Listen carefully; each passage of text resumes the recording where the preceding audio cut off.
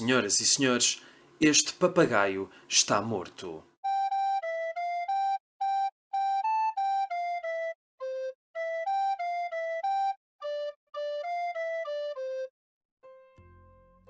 António Lobo Antunes assinou durante quase 20 anos muitas crónicas na Visão, que foram reunidas posteriormente em livro, e uma delas, que eu gosto particularmente, foi publicada a 16 de julho de 2017 na Visão, e esta crónica chama-se O Liceu Camões e é uma recordação dos tempos de infância de António Lobo Antunes. Eu fiz o ensino secundário num estabelecimento chamado Liceu Camões, que ainda hoje acho o mais pavoroso e sinistro local que frequentei na vida. Os professores eram inenarráveis. O de matemática, por exemplo, gordo, careca e de bata a proteger o fato, dado que os números sujam, entregava-nos os testes num desgosto profundo, porque quase toda a turma tinha negativas. E a seguir, a abanar a cabeça, culpava as asneiras que a gente escrevia com o cinema. Na sua opinião, só pensávamos no cinema e, em lugar de estudar, passávamos o tempo em salas às escuras a regalar-nos com inutilidades que nos faziam mirrar a massa cinzenta. E dava-se então a si mesmo como edificante exemplo de devoção e trabalho, em frases espantosas que nunca esqueci, como, por exemplo: eu, quando tinha a vossa idade, ia ao cinema uma vez por semana e era lá de mês a mês.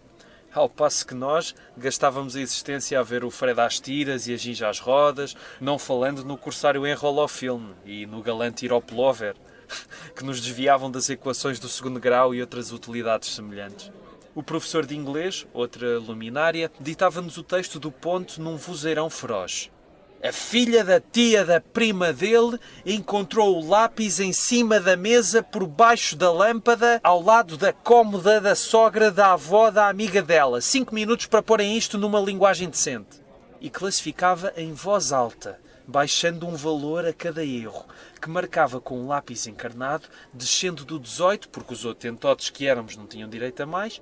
E lembro-me de estar ao pé, ao lado da secretária, onde ele, sentado, enorme, feio e sonoro, gritava em soslaios ferozes: 18, 17, 16, 15, 14, 13, 12, 11, 10, 9, 8, 7, 6, 5, 4, 3, 2, 1... Após o que erguia para mim a cabeça terrível e me entregava o papel, despachando-me com o profundo desdém das costas da mão. Zierão! Parabéns, ó feliz, vai-te embora!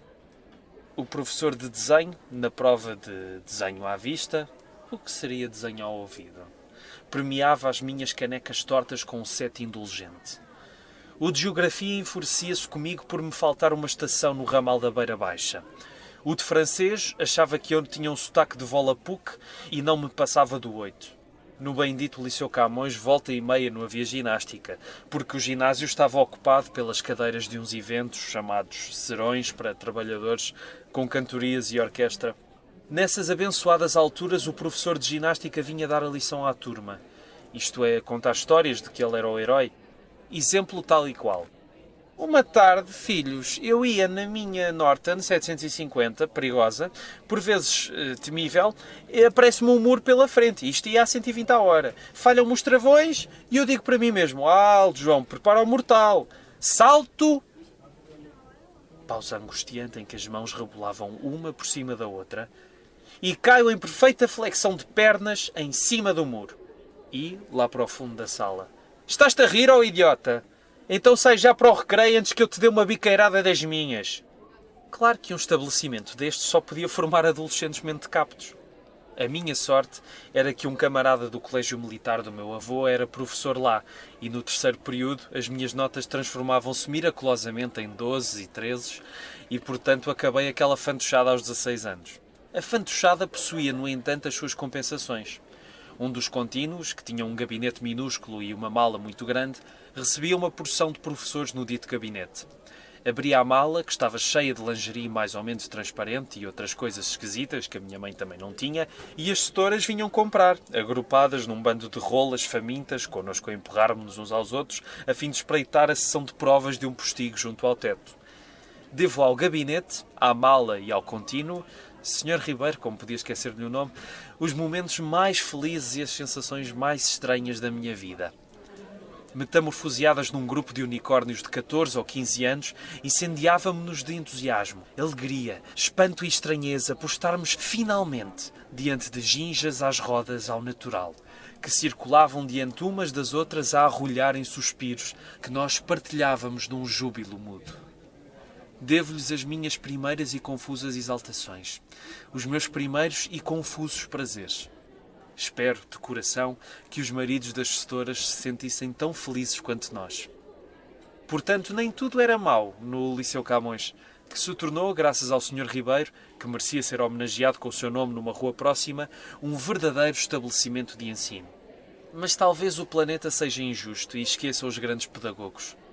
O facto é que até a setora de ciências me comovia, apesar de muito feia, e guardo dela uma calorosa lembrança. Devo ao Liceu Camões haver-me transformado não num homem, mas num geyser em botão. A nossa geração tornou-se incandescente e perigosa, fumegando lava a toda a hora. O problema, para mim, era que o senhor prior me compreendia mal durante as confissões, me carregava a penitência de Pais Nossos às dúzias e os meus pais me olhavam por vezes com um sobrolho com Tomás. Não sei muito bem o que com Tomás quer dizer, mas de qualquer maneira, e ignoro porquê, a palavra ainda me assusta. Uma marca de lingerie? De certeza que não é.